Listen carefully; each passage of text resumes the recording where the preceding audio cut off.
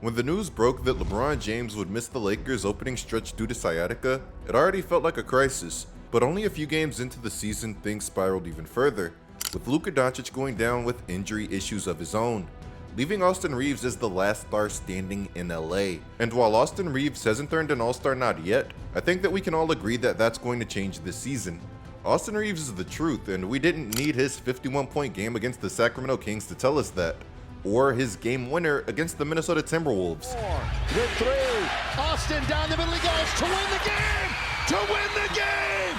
But these things are only going to help to convert a lot of people who have been in denial about how good that Austin Reaves really is. Just a fair warning, I might say some things about Austin Reaves in this video that make a lot of people mad, but if I can't do it after the run that this man is on, then when can I do it? Now this video we have a lot to talk about, but before we go any further, if you guys are enjoying the content, then be sure to drop a like, subscribe, and turn on notifications so that you guys never miss an upload.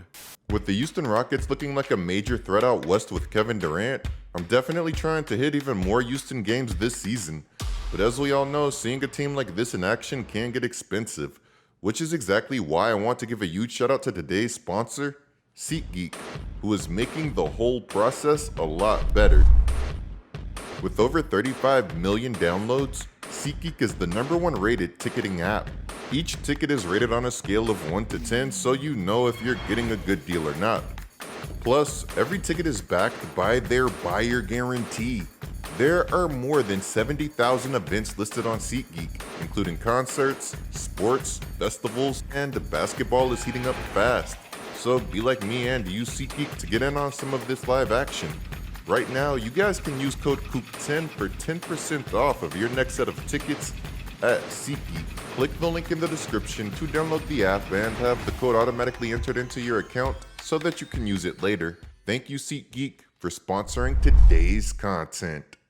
I've been saying this for a while now, but the Lakers took the easy way out this offseason. Not normal, not hard, and definitely not Halo 2's heroic or legendary.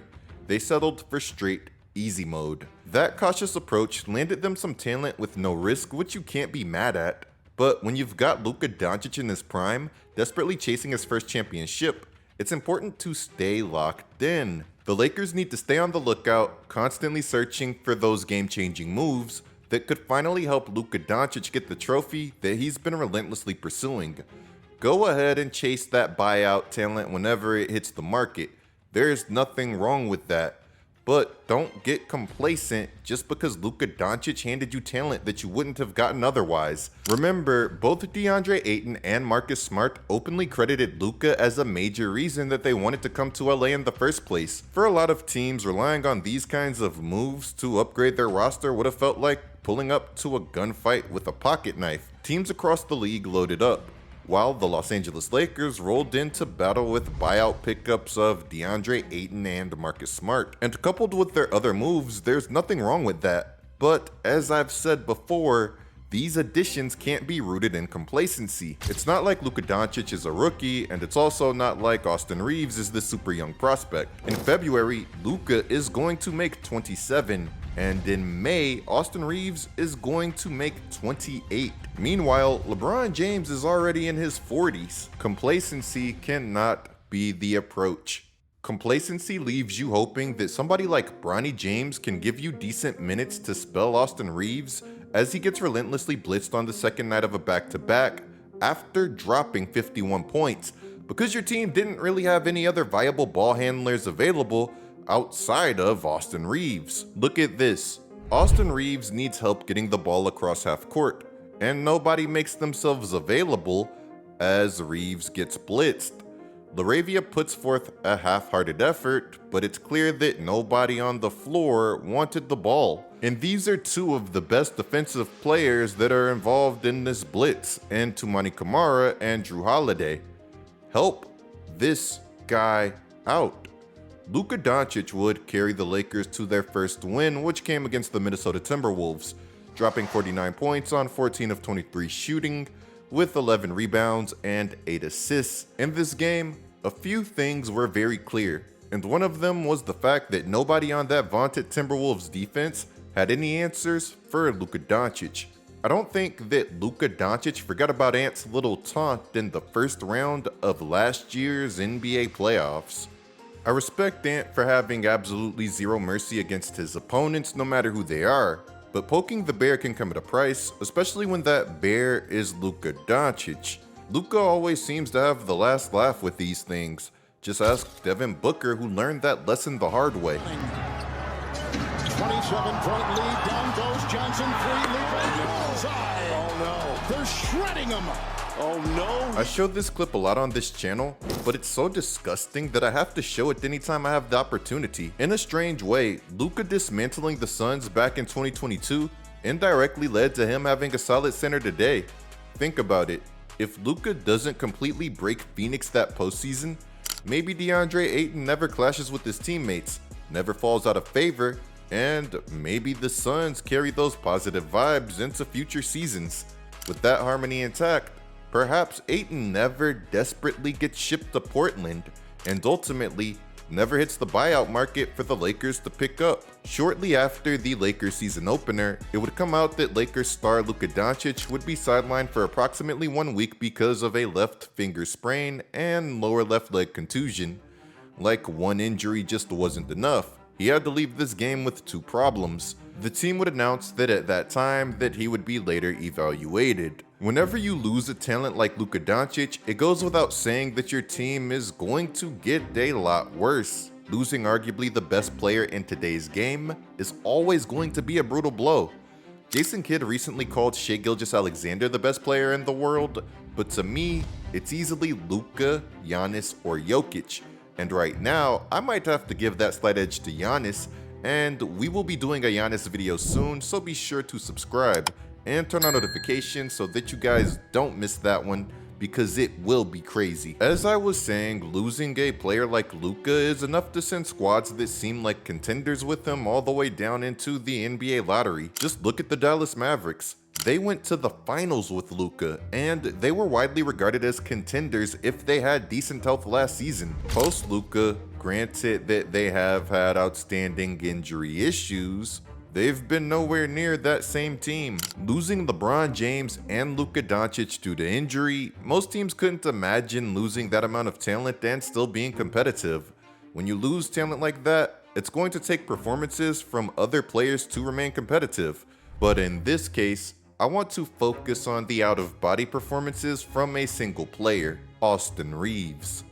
But what if these weren't out-of-body performances at all? What if these performances have just been who Austin Reaves really is? And before I get anybody calling me Captain Hindsight, if you've been tuned into the videos, then you would know that I've been pushing Austin Reaves propaganda before it was the trendy thing to do.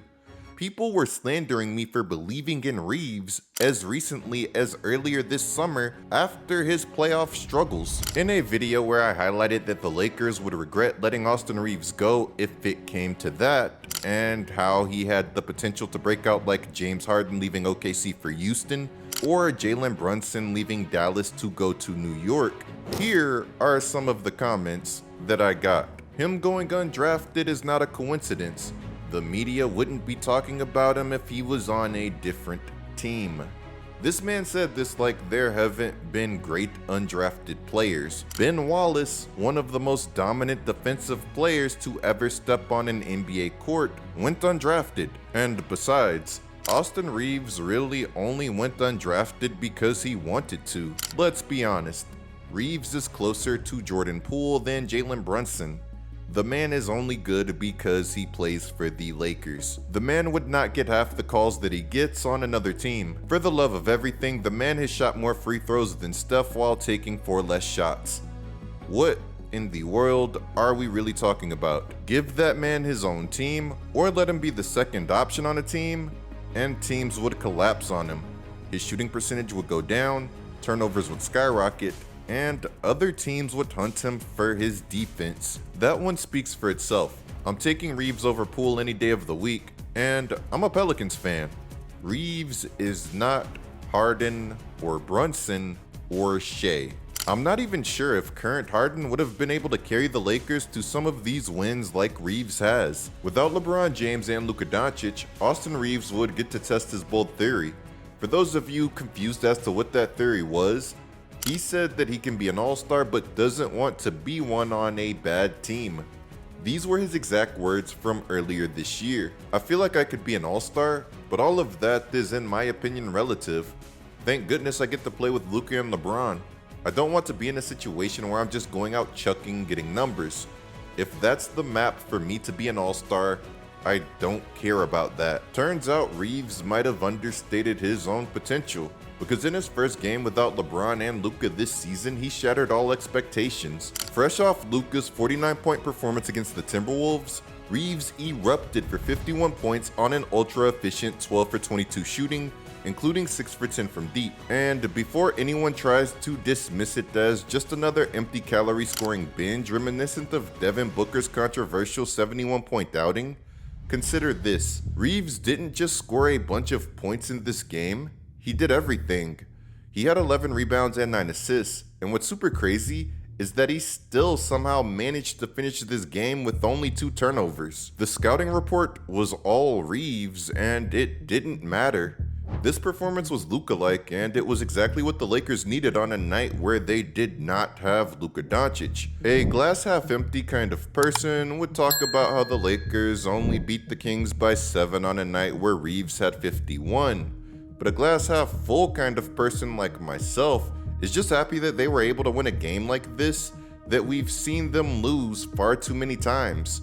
These early season games might seem minor now, but come later in the season when you're checking the standings and every team is packed within inches of each other, these are exactly the type of games that you'll wish that you had taken care of. After the game, DeRozan subtly threw some shade, implying that the Kings didn't just lose to Austin Reaves, they lost to his and the Lakers' parade at the free throw line. DeMar, you're a guy who's known to get to the free throw line, but have you ever seen or been in a game like that where you give up that many free throws and only shoot 18? No, it's crazy. 46 free throws? Sorry, 18? Speaking on the free throws, how does that mess up you guys' rhythm when you gotta, line up at the free throw line all game? It's deflating, especially when we're going out there trying to play hard, trying to compete, and it seemed like we getting called for fouls, but on the other end, when we try to be aggressive, nothing don't go our way. It's kind of deflating at times, especially when you're trying to get it going. You have guys in and out of the rotation because foul trouble. It's hard to get a rhythm because you're putting them on the line, giving them a rhythm, so it's definitely tough. DeMar, just kind of looking at that, is it an issue of the way you guys are guarding, just the way the game maybe was being called? I don't know. 46 free throws is crazy. Sorry, 18. What you see, obviously, career night for Austin. Where did he hurt you guys the most, kind of in that second free throw line? 22 free throws for him. Free throws. It's hard to blame this loss on just free throws when your team is playing defense like this. On the top of his head. Now he loses it completely. Reaves backhand layup. Let me know what you guys think. Was Austin Reaves legitimately drawing fouls? Or did he cash in on a superstar whistle? By Ellis, raised up, and Ellis was caught in his space. As someone who watches plenty of hoops without bias, I've definitely noticed that Austin Reaves gets what seems to be a generous whistle at times. But a huge reason that he's getting these calls is because he's become elite at baiting defenders into compromising positions, forcing contact, and leaving the refs no choice but to blow the whistle. Still, I'll cut DeRozan some slack.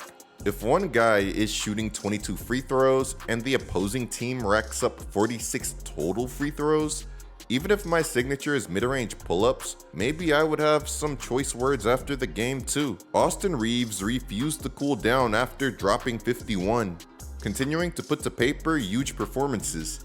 One of my favorites from him was his basketball masterclass against the Timberwolves, facing off against one of the NBA's most talented defensive squads. Reaves dissected coverages like an elite floor general, piling up a staggering 16 assists. But as if his surgical playmaking wasn't already impressive enough, he went ahead and delivered this unforgettable moment. 3 seconds. Reaves splits the defense. The floater in the paint. It's good at the buzzer. Austin Reaves does it again. Reaves initiates a high screen and roll with DeAndre Ayton, expertly splitting two of the NBA's premier defenders, Jaden McDaniels and Rudy Gobert. After slicing through that narrow gap, he rises confidently into a tough, off-balance floater off of the wrong leg, calmly draining it with nothing but net. People tend to sleep on just how ice cold that Austin Reaves can be. When the pressure ramps up, few players in the league maintain composure and deliver clutch moments quite like him when he's on. After the game, Reaves spoke candidly about how his role shifts depending on whether Luka and LeBron are on the floor, breaking down the nuances of what's expected from him when sharing the court with two ball-dominant superstars versus running the offense by himself. No LeBron, no Luka. How much is this on you, not to just score, but to lead the team when you have two of the other stars out? And don't give me that old... I mean, obviously, even when they're playing, I put a big responsibility on myself. It's different responsibilities, obviously, because they do so much for our team. But when we don't have them, the responsibility changes. But it's not. I wouldn't say it's physically. It's a little more. But I'm always mentally trying to figure out how I can help with them too and without them too. So it's definitely different in the sense of how I have to play and how I have to conduct myself. I can't get frustrated because at that time everybody's looking at me, and in those situations you have to be calm, be confident, and lead your guys through. Like I said, they had we were up I think 10 or so, and they went on a run, and it's not hard to kind of crumble in those situations, but you got to keep the energy high, you got to keep the spirit high. And but saying all that, everybody, not just them two, please come back. Reaves' untapped potential as an on-ball creator is exactly why I have believed that any Lakers trade involving him would set the franchise back. With LeBron no longer capable of shouldering his previous workload and retirement inching closer, coupled with Luka's troubling injury history, Reaves isn't just valuable, he's become essential to the team's immediate and long-term future. Elite players like Austin Reaves can relieve pressure from other elite players, keep the offense dynamic and unpredictable, and sustain efficiency even when injury strike or fatigue sets in. In today's NBA, where defenses are increasingly adaptable, players who can comfortably run the offense, score from multiple levels, and elevate teammates through playmaking are more valuable than ever, even more so when they're 6'5" and can orchestrate the offense directly from the point guard spot. Think about it. Come playoff time, this version of Austin Reaves would likely be matched up with an opponent's third best perimeter defender. With his combination of size, skill, and composure, that's an absolute nightmare for opposing coaches trying to scheme against him, as long as the Lakers are using him in an on-ball role. I specifically mentioned this version of Austin Reaves because while his foundational skill set hasn't changed, his development in terms of pacing, decision-making, and overall offensive polish have elevated him into an entirely different tier as a player. I have to say that having a true big man like DeAndre Ayton definitely has helped him also. While Reaves' progression has been remarkable, I hope that he's fully healthy for this year's playoffs. Last postseason, he battled through a significant left toe sprain mid-series, an injury that typically sidelines players for 2 to 4 weeks. Yet, with the Lakers season hanging by a thread, Austin opted to gut it out and compete through the pain. Austin is the definition of a hooper, a relentless competitor and natural leader. This is why JJ recently declared the Lakers as much Austin's team as it was LeBron's or Luka's heading into this season. His exact words were, "It's as much Austin's team as it is LeBron's or Luka's team. I told him he's out of excuses. You're no longer the undrafted guy who's a young player. You're one of the guys now." I always knew that JJ had tremendous respect for Austin's game, but even I was surprised by how emphatically he put Reaves on equal footing with two generational superstars. Do you guys think that we're getting ahead of ourselves with Austin Reaves? He's got a player option that he's almost certainly going to decline.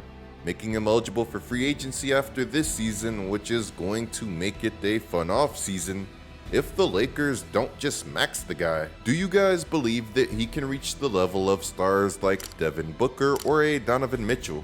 Personally, I'm comfortable placing him in those conversations right now. In fact, I'd even argue that the synergy between Austin Reaves and Luka Doncic is reminiscent of that special chemistry that Luka once shared with Kyrie Irving. Now, if you were the Lakers, how would you handle this Austin Reaves situation? There's also been plenty of buzz around how Reaves' ascension impacts LeBron James, who's been in this increasingly ambiguous situation with the Lakers lately. We'll dive deeper into both LeBron's future and Reeves' contract scenario very soon. Major shout out to DeAndre Ayton, Jake LaRavia, Marcus Smart, and all of the Lakers role players who have stepped up big time recently. I'm excited to break down some of their contributions in detail and also talk about how some of these guys are leaving some meat on the bone. So make sure that you subscribe and hit that notification bell so that you don't miss out. Anyways, there's some more going on in the basketball universe that we have to be covering, so clicking one of the videos that's on the screen right now is a great way to support the channel.